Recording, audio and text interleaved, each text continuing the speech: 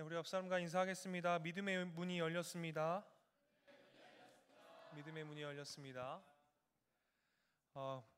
예배 전에 목사님 굉장히 분주했는데 분주한 가운데서도 더 분주했던 게 막 연락이 오더라고. 막 많이 수련회 가서 피곤했나 봐. 그리고 목사님 너무 죄송하다는 문자를 막 받았는데 여러분 잘 살아 돌아오셔서 감사합니다. 예. 우리 은탁이는 빛이 나네, 빛이 나. 네, 오늘 사도행전 14장 말씀 이어서 말씀 전하도록 하겠습니다. 지금 사도행전 14장 말씀은 이고니온과 루스드라, 더베라는 이런 지역을 바나바와 바울이 첫 번째 우리가 제1차 전도 여행이라고 하는 그 사역에 대한 부분들을 다루고 있는데요. 오늘은 특별히 마지막 더베에 대한 장면입니다. 인도에 한 개척교회 목사가요 있었는데 인도에서 이 개척교회 한 목사님이 많은 핍박을 당하셨어요. 그래서 핍박을 당하다가 결국에는 극단주의자 힌두교를 믿는 극단주의자들에게 피살당하는 사건이 발생했습니다. 그래서 한 개척교회 목사님이 순교하시고 또 그 일들 때문에 많은 사람들이 애도의 물결들이 끊이지 않았음을 미국에서 보도된 것들을 목사님이 보게 되었는데요. 지금 현재 오늘날 살아가고 있지만 누군가는 복음을 전하기 위해서 목숨을 내걸고 또 죽음에 이르는 그런 일들이 온 열방 가운데 일어나고 있음을 우리들이 기억해야 되겠습니다. 우리는 너무나 편하게 신앙생활하고 있는 것은 아닌지 생각해 보게 되는데요. 또 목사님이 이렇게 얘기하면 목사님 그러면은 이렇게 편하게 신앙생활하는 게 잘못된 건가요? 이런 질문하는 친구들이 또 있을 수 있어요. 그게 잘못되었다는 것이 아니라 우리가 이 일들을 기억하면서 같이 기도하고 또 우리가 감사할 줄 아는 마음이 우리들에게 있었으면 좋겠어서 하는 얘기죠. 기독교인들에게는 항상 박해가 따라요. 근데 우리가 고통받고 또 고난이라는 단어, 또 박해를 받고 핍박이라는 단어들을 우리가 다룰 때 우리들에게 조금 이런 부분들이 굉장히 나에게는 일어나지 않았으면 좋겠다. 나에게는 예수님 믿으면서 이런 고난이 나에게는 피해갔으면 좋겠다. 이런 생각들을 가지게 될 텐데 여러분 오늘 말씀을 보면서 좀 심도 있게 우리들의 신앙을 잘 말씀의 빛으로 비추어서 좀 들여다봤으면 좋겠습니다. 갈라디아 지방에서 복음을 전했던 바울 역시 저번 주에 목사님이 얘기했지만 돌에 침을 받게 되는 상황들이 있었죠. 그래서 그것들을 피해서 복음을 전하러 또 다른 방향으로 또 이동을 하고 또 다른 지역으로 또 이동을 했던 것들을 우리가 바라봤어요. 근데 오늘 본문에서 보면요, 루스드라에서는 실제로 돌을 맞고 죽을 뻔하게 된 것으로 장면이 시작되어지죠. 19절 말씀, 오늘 첫 번째 그림인데요. 19절 말씀 함께 읽으면서 우리가 한번 그림을 그려봅시다. 함께 읽겠습니다. 유대인들이 안디옥과 이고니온에서 와서 무리를 충동하니 그들이 돌로 바울을 쳐서 죽은 줄로 알고 시외로 끌어내치니라. 목사님 저번 주에도 다뤘지만 돌로 친다는 것은 여러분 어떤 거예요? 그냥 단순하게 돌 던지는 이런 것들이 아니에요. 그냥 예전에 국가대표에서 축구 선수들이 잘못해서 공항에 왔는데 막 계란 던지고 막 이랬잖아요. 근데 그거 죽이고자 해서 던지는 느낌은 아니잖아요. 그렇죠? 그런데 이 시대 때 돌을 던진다는 건 뭐예요? 죽이고자 던지는 거라고 얘기했어요. 죽이고자. 그래서 지금 보니까요, 돌로 바로 쳤습니다. 죽은 줄로 알고 시해로 끌어내친다는 것은 뭐예요? 정말로 죽을 만큼 돌에 맞은 거예요. 그렇죠? 지금 목숨의 위협을 당했어요. 실제로. 심지어요, 그 악감정을 품고요, 복음을 전했다는 그 하나로 악감정을 품고 어떻게 했습니까? 안디옥과 이고니온에서 유대인들이 바울 일행을요 일부러 찾아왔습니다. 그럼 여러분, 그 사람들이 바울을 찾아오기까지, 그 돌을 들고 찾아오기까지 이 마음이 얼마나 병들어 있었을까요? 막 죽이고 말 거야, 막 이런 분노에 찬 악감을 가지고 온 거 아니겠어요? 이 마음으로 온 거예요. 이 유대인 세력이요, 지금 1차 전도 여행을 우리가 지금 보고 있는데 2차 전도 여행, 3차 전도 여행 중에서도요, 계속해서 추격해서 이들을 공격하는 걸 우리가 보게 될 건데요. 끊임없이 공격합니다. 정말 끈질기게요. 결국 예루살렘에서 바울을 붙잡고 재판에 넘기게 되죠. 예수님과 똑같이 바울도 재판대에 올라가요. 유대인들이 바울이 있는 도시와 바울이 개척한 교회들을 계속해서 방문하여 어지럽히고 바울을 공격해서 계속 제거하려는 이런 시도가 이들의 마음이 이 악한 일을 위해서 지혜를 모으고 마음을 모으는 것을 볼 수 있습니다.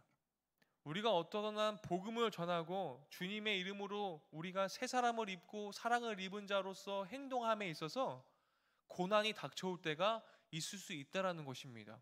난 분명히 사랑의 마음으로 이렇게 대했는데 상대방에게 오는 것은요, 사랑이 아닐 수 있다라는 거예요.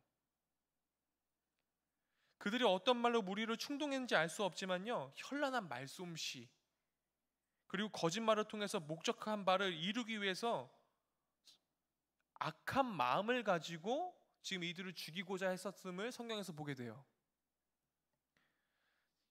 이런 악함이 생기게 되고 정말 현란한 말솜씨로 이들을 설득하고 충동했다라고 얘기하는 이 저번 주의 말씀을 빗대어서 보면요, 여러분 이 말에 여러분 어떤 것을 생각할 수 있게 되겠습니까? 자기들 스스로는 옳은 일이라고 생각했기 때문에 거기에서 머리를 굴리게 된 거예요. 머리를 맞대고 그 악행을 하는 일들이 왜 일어납니까? 자기가 하는 일이 옳다라고 생각하는 그 일에서부터 출발하게 됩니다. 본인들이 옳다라고 생각하는데 그 일들이 진행되겠어요? 그렇지 않아요. 옳다라고 생각하기 때문에 시작돼요.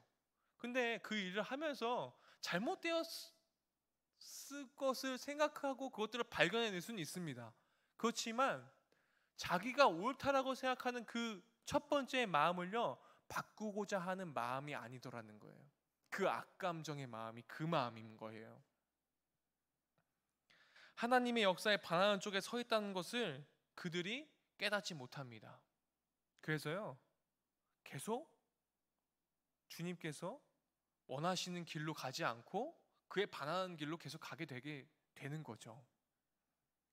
우리도 무언가 열심을 낼때요, 이 일이 하나님께로 향하는 것인지 하나님의 역사에 반하는 것인지 늘 돌아볼 필요가 있습니다. 목사님이 몇 번을 얘기했지만 우리들의 태도와 감정과 우리들의 의지가 우리들의 신앙 안에 들어가야 된다라 얘기했습니다. 우리의 감정의 자리에 나의 감정을 빼고 하나님의 마음을 품어야 한다, 이 말을 했습니다. 설령 내가 옳다고 여기면 강하게 주장할지라도 하나님의 관점에서 잘못된 일이 될 수 있으면 우리는 지나고 나서야 깨달을 때가 있어요. 그럴 수 있습니다. 우리는 늘 겸손하게 먼저 기도하고 하나님의 뜻을 구할 수 있어야 돼요. 그래서 그럴 수 있기 때문에 유대인들로부터 선동을 당한 무리들이 돌을 들어 바울에게 던졌던 것처럼 우리가 신앙생활하면서 얼마든지 물리적인 돌을 들지 않고서도 돌을 던질 수 있어요. 그 바울이 돌에 맞아 쓰러지고 기절했건 혹은 거의 죽은 상태가 되었건 어쨌든 다른 사람들이 보기에는요, 시체로 보였을 정도로 당했던 바울의 모습을 우리가 기억해야 됩니다. 우리가 그렇게 될 수 있어요. 우리의 말 한마디, 우리의 눈빛 한마디, 우리의 태도 한마디가 오늘날 시대에 돌이 될 수 있다는 것입니다. 이 사건을 바울은 이후 고린도 11장에서요 여러 고난의 순간들과 함께 회고하는 장면까지 나와요. 얼마나 그때 돌에 맞았을 때의 그 고통이 얼마나 심각했으면 그걸 회고하겠습니까? 얼마나 마음이 아팠겠어요.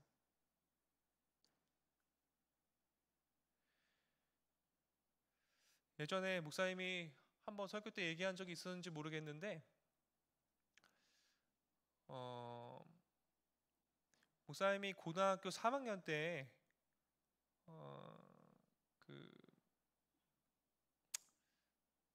목사님이 봉사를 해야 되는 상황 가운데 있었어요. 목사님도.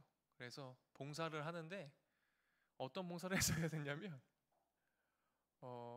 나쁜 짓을 하는 친구들을 상담해야 되는 걸로 봉사를 했었어야 됐었어요. 근데 그 친구 이름이 아직도 기억나는데 그 친구 이름은 탁월한이야. 이름이 탁월한. 탁시야, 탁시. 이름이 월한이야. 탁월한이야. 정은 탁 들어간 애들이 걔 탁월한인데 걔가 왜 목사님한테 상담을 받게 됐냐면 어,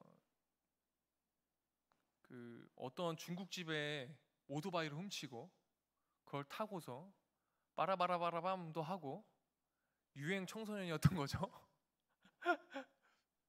선생님 말씀 잘 안 듣고 이렇게 유명했던 친구였는데 그 친구를 상담하게 되었습니다.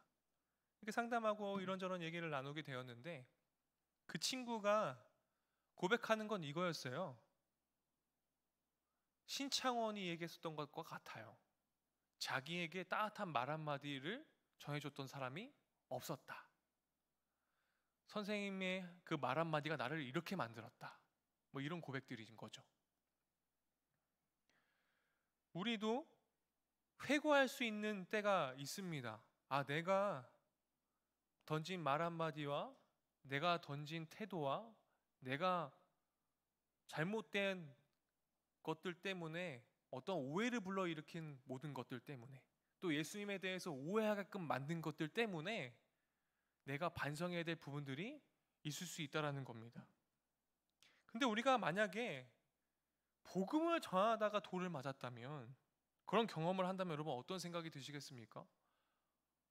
저번 주에 목사님이 질문지에도 이런 질문을 넣었을 거예요. 그렇죠? 그런데 이렇게 생각할 수 있을 것 같아요. 굳이 내가 돌을 맞으면서까지 복음을 전해야 될까? 이런 생각한 그 심정, 솔직한 심정이겠죠. 내가 꼭 이렇게까지 해야 하나?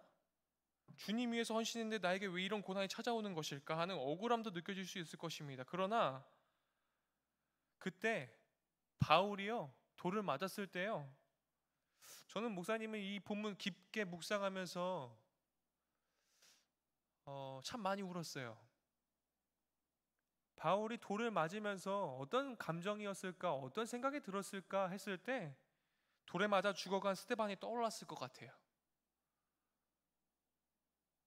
그리고 십자가에서 죽임당하신 예수님을 생각했을 것입니다. 순교기념관 건물 입구 오른쪽에 고 주기철 목사님의 고난의 명상이라는 비석이 있어요.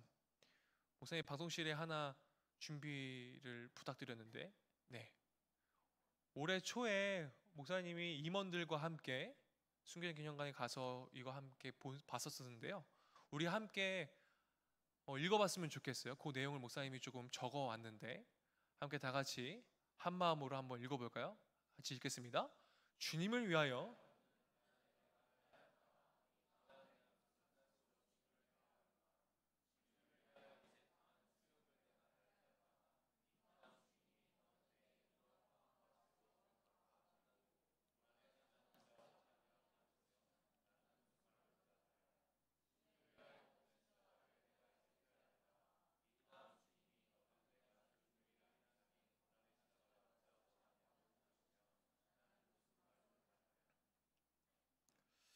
혹시 주님을 위해 여러분 고난 당하신 적이 있으십니까?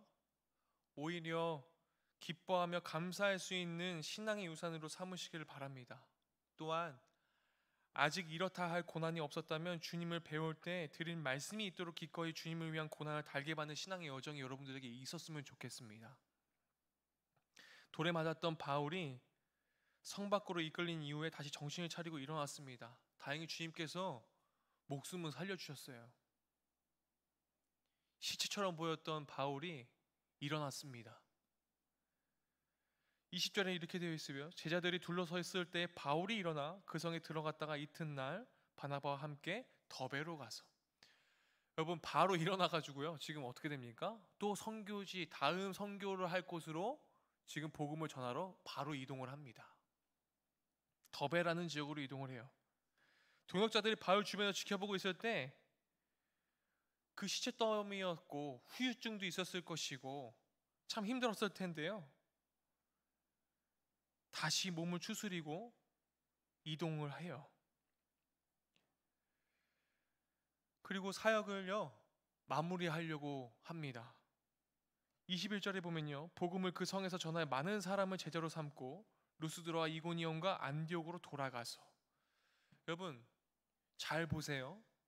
지금 더베로 갔다가요 다시요 루스드라와 이고니온과 안디옥으로 돌아갑니다. 지금 선교의 1차 전도 여행을 마무리하는 단계에 있어요. 여러분 잘 보십시오.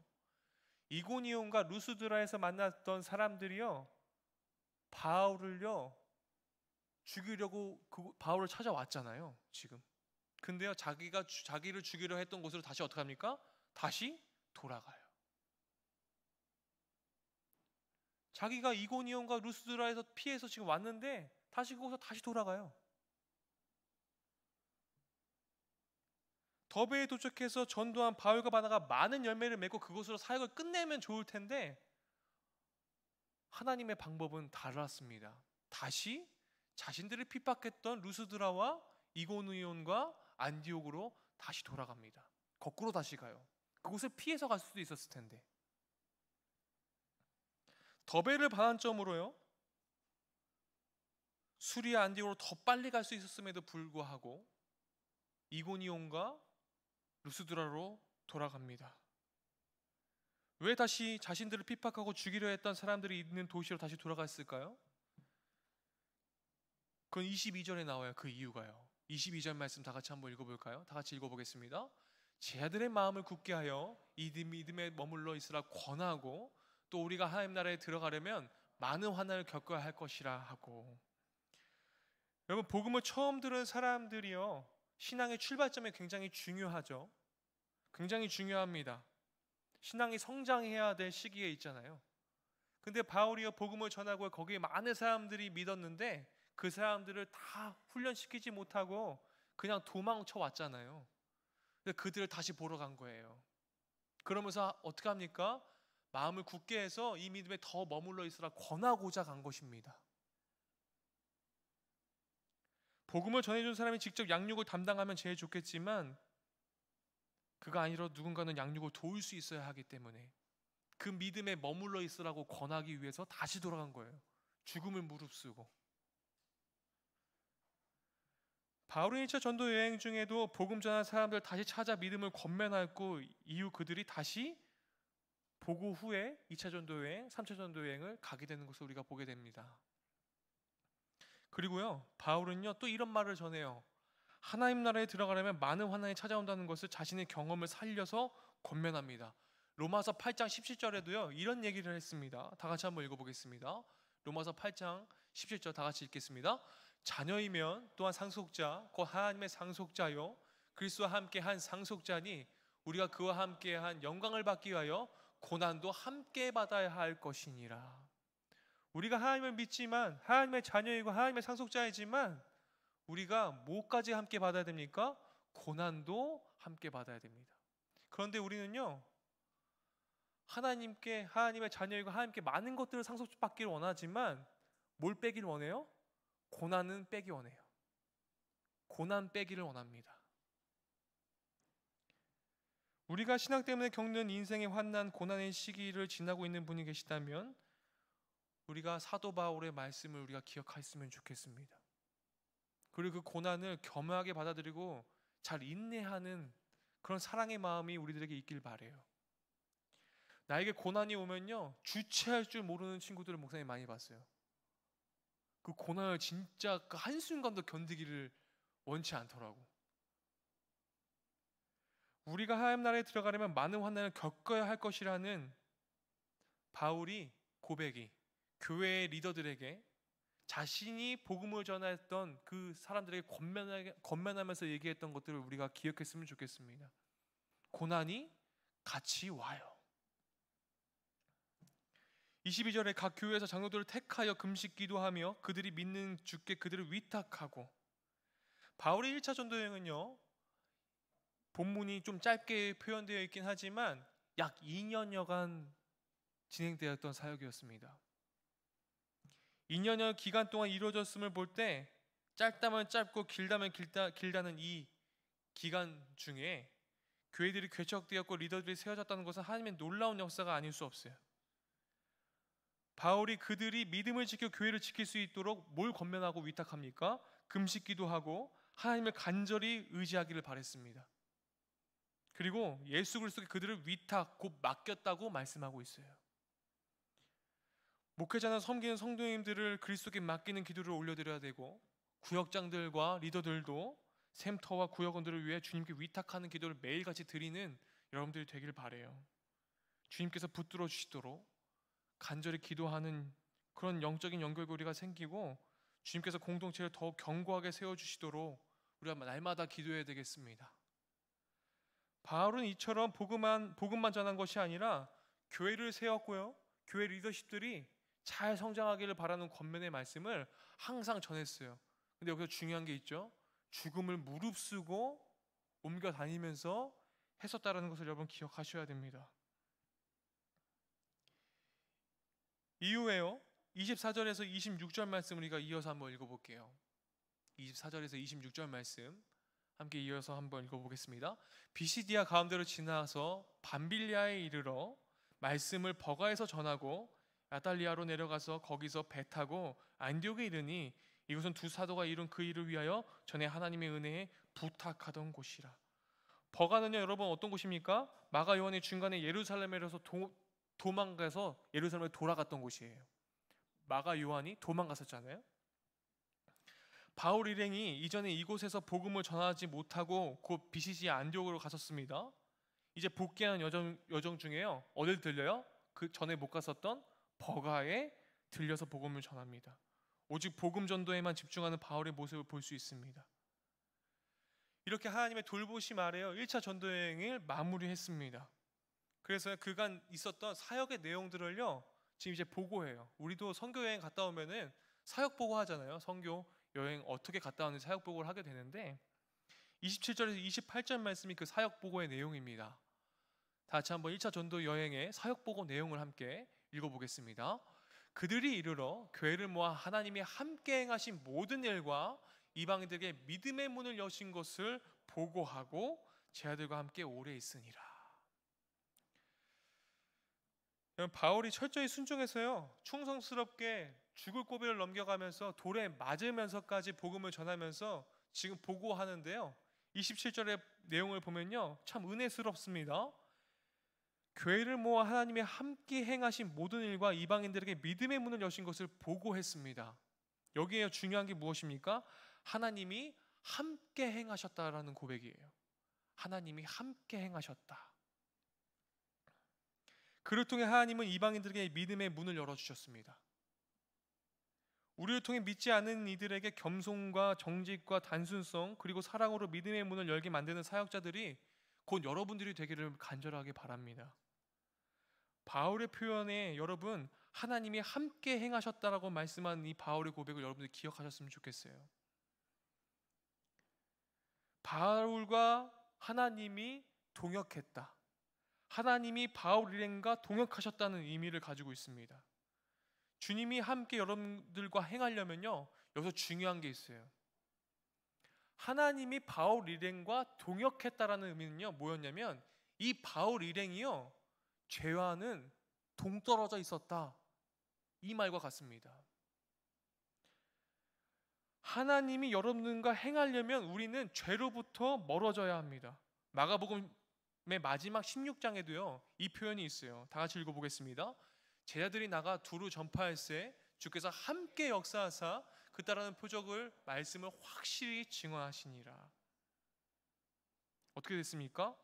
그 따르는 표적으로 말씀을 확실히 증언했습니다. 어떻게요? 주님과 함께, 하나님이 이들과 함께 동역했다라는 내용이 뭐예요? 이들이 죄와는 동떨어져 있었다라는 거예요. 그러니까요, 그 동떨어져 있을 때 복음을 전하니까요 하나님이 함께 행해 주셨다라고 고백해요. 우리가 선교 여정을 막 하고 있지만요, 우리가 죄 가운데 머물러 있는 선교를 할 수 있어요. 그럴 때는요 하나님이 우리와 함께 하시지 않습니다. 복음 전도자가 주님 앞에서 겸손하게 정직하게 주님을 의지하면서 말씀을 전파할 때 하나님이 함께 해주시는 것을 우리가 말씀을 통해서 보지 않습니까? 하나님과 함께 하는 것, 우리가 어쩌면 우리의 일상생활에서 하나님과 함께함을 경험하지 못하는 이유가 어쩌면 우리의 삶에서 복음을 증거하는 삶을 살지 못했기 때문은 아닌지 돌아봐야 됩니다. 복음을 증거하지 않는 삶은 어떤 삶입니까? 죄를 증거하는 삶이죠.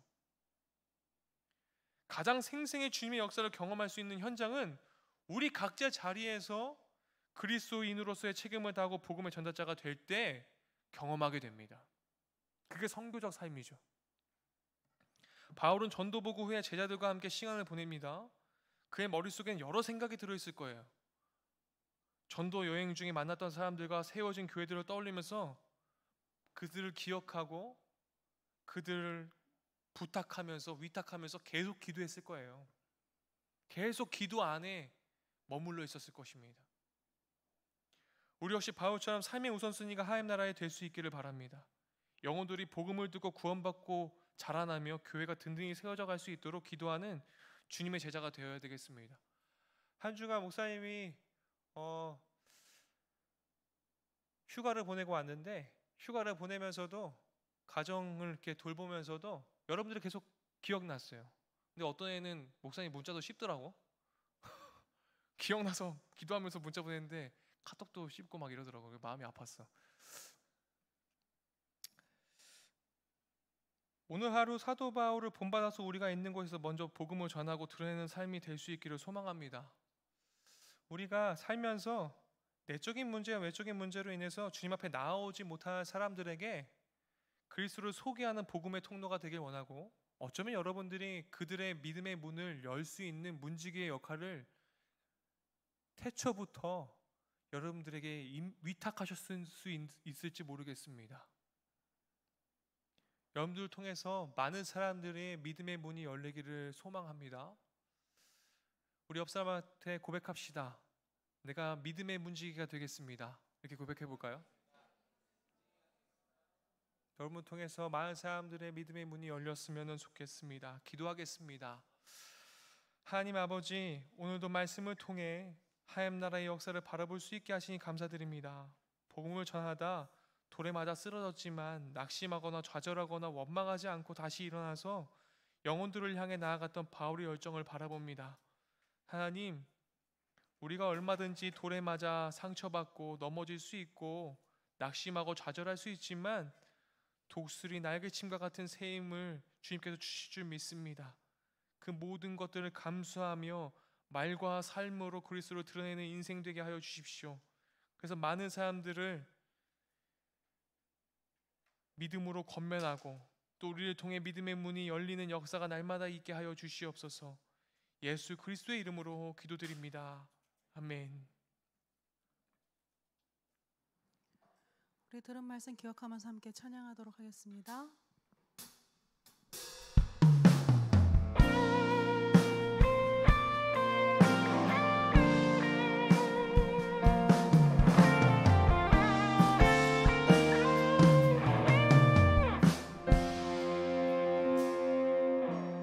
주님 다시 오실 때까지 나는 이 길을 가리라.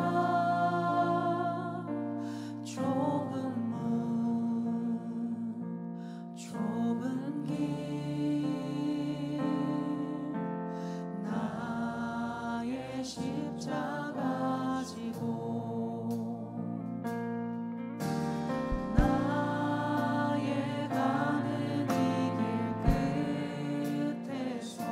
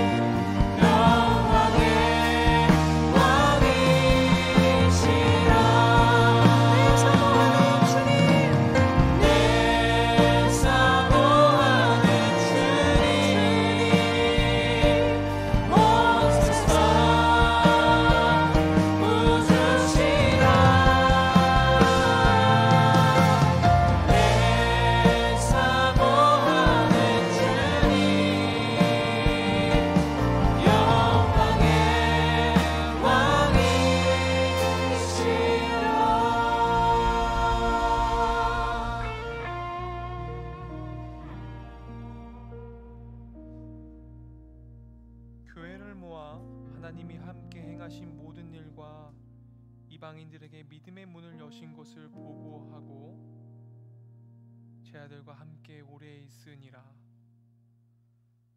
그러므로 지금은 우리를 죄에서 구원하신 예수 그리스도의 은혜와 하나님의 무한하신 사랑과 성령 하나님의 교통하심이, 샬롬 주님의 평강이 주님 앞에서 복음을 전하며 많은 이들에게 믿음의 통로로 살기를 결단하는 예배자들의 머리 위에, 지금도 온 세계 열방에 죽음을 무릅쓰고 복음을 전하는 모든 그리스도인들의 머리 위에 영원토록 함께 하시기를 간절히 축원하옵나이다. 아멘.